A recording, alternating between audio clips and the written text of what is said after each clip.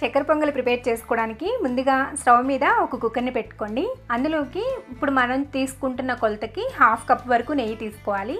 మొత్తం ఇప్పుడే తీసుకోవద్దు, జస్ట్ 2 టేబుల్ స్పూన్స్ వేసుకోండి, కొంచెం డ్రై ఫ్రూట్స్ ఫ్రై చేసుకోవడానికి అంతే. ఇప్పుడు కాస్త వేడైన తర్వాత ఇందులోకి కొన్ని జీడిపప్పు ముక్కలు మీకు నచ్చినన్ని వేసుకోవచ్చు. ఇలా జీడిపప్పు లైట్ గోల్డెన్ కలర్ వస్తున్నప్పుడు ఇందులోకి కిస్మిస్లు వేసి ఇవి చక్కగా పొంగి మంచి గోల్డెన్ కలర్ వచ్చేంత వరకు ఫ్రై చేసుకోండి. ఇక్కడ నేను మీకు చూపిస్తున్నాను చూడండి, ఈ విధంగా ఫ్రై చేసుకున్న ఈ డ్రై ఫ్రూట్స్ని ఒక గిన్నెలోకి వేసి పక్కన పెట్టుకోండి. ఇప్పుడు అదే నెయ్యిలో మీరు ఏ కప్పుతో అయితే బియ్యం తీసుకుంటారో అదే కప్పుతో 1/2 కప్పు వరకు పెసరపప్పు వేసుకోండి. వీటిని లో ఫ్లేమ్లో మంచిగా లైట్ గోల్డెన్ కలర్ వచ్చేంత వరకు ఫ్రై చేసుకోవాలి. ఇలా మధ్య మధ్యలో కలుపుకుంటూ ఫ్రై చేసుకోండి. సైడ్లో ఒక గిన్నెని తీసుకుని అందులోకి 3/4 కప్పు వరకు బియ్యం తీసుకోండి. వీటిని శుభ్రంగా నీళ్ళతో కడిగేసేసి పక్కన పెట్టుకోండి. ఇక్కడ నేను మీకు చూపిస్తున్నాను చూడండి, పెసరపప్పు ఫ్రై చేసిన తర్వాత ఈ విధంగా కలర్ రావాలి. ఇప్పుడు ఇందులోకి మనం ముందుగానే కడిగి పెట్టుకున్న బియ్యంని కూడా వేసి అందులో ఉన్న వాటర్ పోయేంత వరకు లో ఫ్లేమ్లోనే ఒక 2 నిమిషాల పాటు ఫ్రై చేసుకోండి. ఇలా నీళ్ళన్నీ కూడా పోయి ఇలా పొడి పొడిగా అయిపోవాలన్నమాట.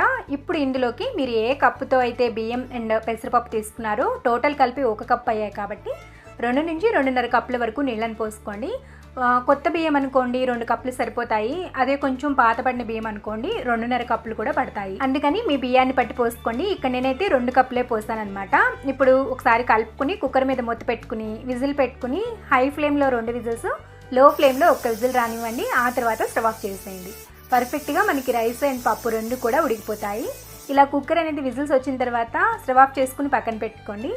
ఈలోపు వేరొక గిన్నెని తీసుకుని అందులోకి ఇప్పుడు ఏ కప్పుతో అయితే బియ్యం తీసుకున్నారో అదే కప్పుతో 1/4 కప్పు వరకు పంచదార వేసుకోండి. కరెక్ట్గా ఉంటుంది స్వీటు, ఎక్కువ అవ్వదు తక్కువ అవ్వదు.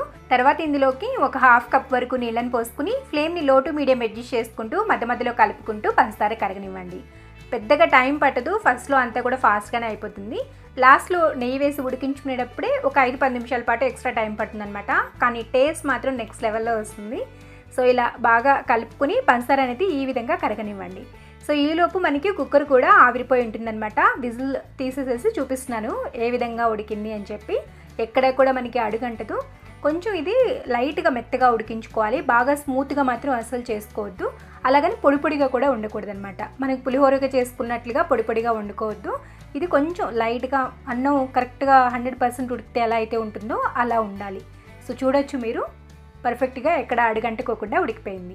సో ఇప్పుడు మనం ముందుగానే ప్రిపేర్ చేసుకున్న ఆ పంచదార పాకంలోకి ఈ రైస్ మొత్తం కూడా వేసేసుకుని ఒక్కసారి కలుపుకోండి. చూడండి ఈ విధంగా ఉంటుంది. ఇది లో ఫ్లేమ్లో పెట్టుకుని మధ్య మధ్యలో కొద్దిగా ఈ విధంగా నెయ్యి వేసుకుంటూ కలుపుకుంటూ మూత పెట్టుకుంటూ ఉడికించుకోవాలి. సో ఇలా కొద్దిగా నెయ్యి వేసుకుని ఒక 2 నిమిషాల పాటు ఉడికించుకున్న తర్వాత మళ్ళీ కొద్దిగా అలా మనం తీసుకున్న 1/2 కప్పు నెయ్యి అయిపోయేంత వరకు ఉడికించుకోవాలి. చెప్పాలంటే చక్కెర పొంగల్కి ఎంత నెయ్యి ఎక్కువ వేసుకుంటే అంత టేస్ట్ బాగుంటుందన్నమాట. ఖచ్చితంగా ఈ విధంగా ట్రై చేయండి, చాలా చాలా టేస్టీగా కుదురుతుంది. కొద్దిగా ఇలా పొంగల్లో నెయ్యి వేసుకుంటూ ఉడికించుకుంటూ ఉంటే మంచి పాకం వస్తుంది. ఇలా ఎంత చక్కగా ఉడికించుకుంటారో అంత టేస్టీగా ఉంటుందన్నమాట చక్కెర పొంగలి. ఇక్కడే ఉంటుంది అసలు కిట్కంతా. అందుకని చక్కగా లో ఫ్లేమ్లో పెట్టుకుని మధ్య మధ్యలో కలుపుకుంటూ ఉడికించుకోండి.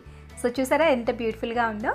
సో ఈ విధంగా దగ్గర పడిన తర్వాత ఇందులోకి ఒక 1/2 టీ స్పూన్ వరకు యాలకుల పొడిని వేసుకోండి. క్వాంటిటీ కొంచెమే కాబట్టి 1/2 టీ స్పూన్ చెప్తున్నాను. మీరు కొంచెం ఎక్కువ చేసుకుంటే మరి కొద్దిగా ఎక్కువ వేసుకోవాలి. అలాగే ముందుగా ఫ్రై చేసి పెట్టుకున్న డ్రై ఫ్రూట్స్ వేసి ఒకసారి కలుపుకున్న తర్వాత లాస్ట్లో స్టవ్ ఆఫ్ చేసే ముందు ఇందులోకి జస్ట్ ఒక్క చిటికడంతా పచ్చికర్పూరం వేసుకోండి. చిటికడ కన్నా ఇంకా తక్కువ వేసుకోండి, ఎందుకంటే చాలా స్ట్రాంగ్ ఫ్లేవర్ ఉంటుందన్నమాట. మన ఆవగింజంత ఉంటే సరిపోతుంది. వేసేసి ఇలా చేత్తో నలిపేస్తే ఈజీగా స్ప్రెడ్ అయిపోతుంది. ఇలా పొడిలాగా వచ్చేసిన తర్వాత కలిపేసేసుకోండి. చూసారా ఎంత బ్యూటిఫుల్గా ఉందో కదా. ఈ కన్సిస్టెన్సీలో స్టవ్ ఆఫ్ చేసుకోండి. మీకు పాకం ముందే వచ్చేసింది అనుకోండి, అప్పుడు ముందే తీసేసుకోవచ్చు కూడా. మీకు చూస్తే స్టిక్కీగా అవుతుంది, అది చల్లారిన తర్వాత పొడి పొడిగా వచ్చేస్తుంది అనమాట. అంత పొడిగా రాదు, అలాగని బాగా ముద్దగా కూడా ఉండదు, పర్ఫెక్ట్గా ఉంటుంది. చూసారు కదా, ఈ విధంగా ప్రిపేర్ చేసుకోండి, చాలా టేస్టీగా వస్తుంది. ఇలా చేసి అమ్మవారికి నైవేద్యంగా పెట్టారంటే చాలా బాగుంటుంది. తప్పకుండా ట్రై చేసి మీకు ఎలా వచ్చిందో కింద కామెంట్ చేయండి. మీకు ఈ చక్కెర పొంగల్ రెసిపీ కానీ నచ్చినట్లయితే వీడియోని ఒక లైక్ చేసి ఈ వీడియో